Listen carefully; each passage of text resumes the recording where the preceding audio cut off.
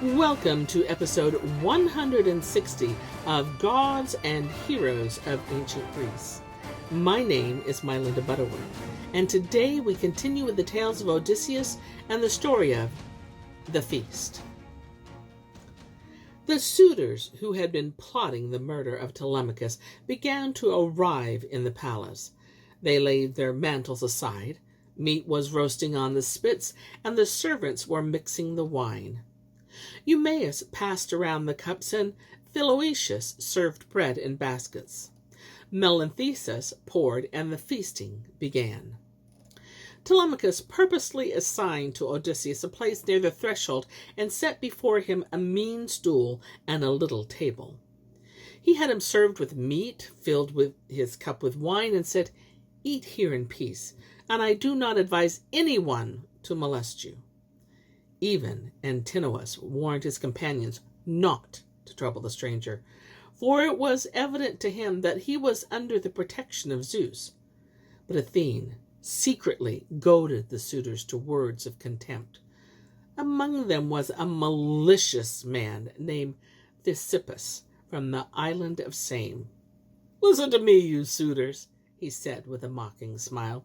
"It is true that the stranger has already got his share, and it would indeed have been unpardonable for Telemachus to have neglected so noble a guest. But I want to give him a special gift. He can use it to pay the old nurse who scraped the filth from his body." And with that, he drew from a basket the hoof of an ox and flung it at the beggar with all his might. But Odysseus dodged it and hid his anger behind an ominous grin. The missile struck the wall. And now Telemachus rose and cried, "Consider yourself fortunate not to have hit the stranger, Ctesippus. Had you done so, I should have thrust my lance through your chest, and your father would have to prepare for your burial instead of your wedding. Let no one else permit himself such actions in my house. Rather kill me than insult a guest." The suitors were silenced by these grim words, and Agelaus, son of Damastor, rose and said, "Telemachus is right, but now he and his mother must listen to reason.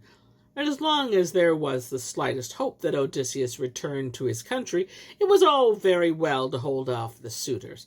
But now there is no doubt that he will never come back, so talk to your mother, Telemachus. Urge her to choose the noblest among us, him who brings the best gifts, and then you will be able to enjoy your inheritance in peace."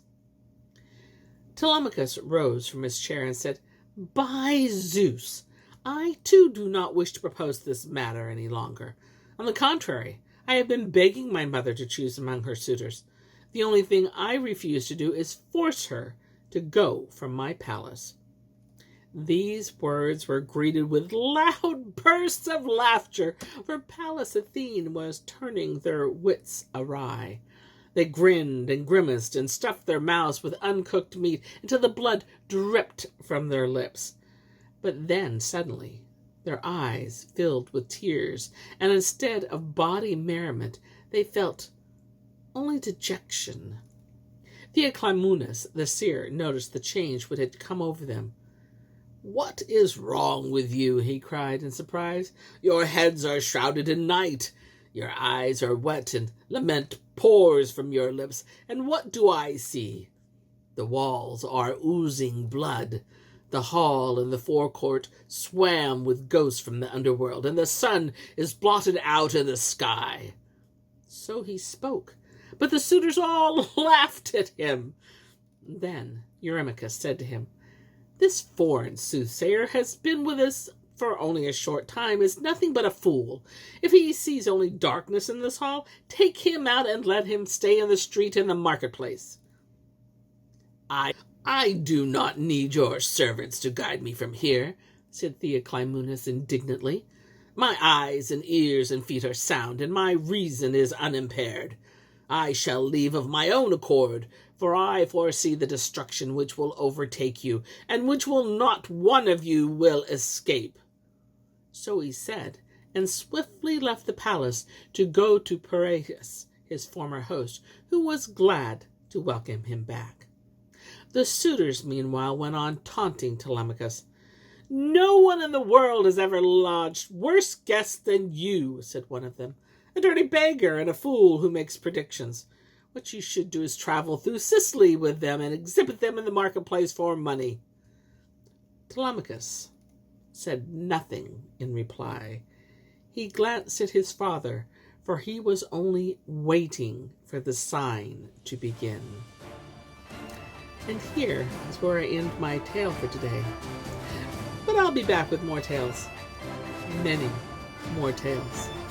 Until then, my friends, enjoy the journey.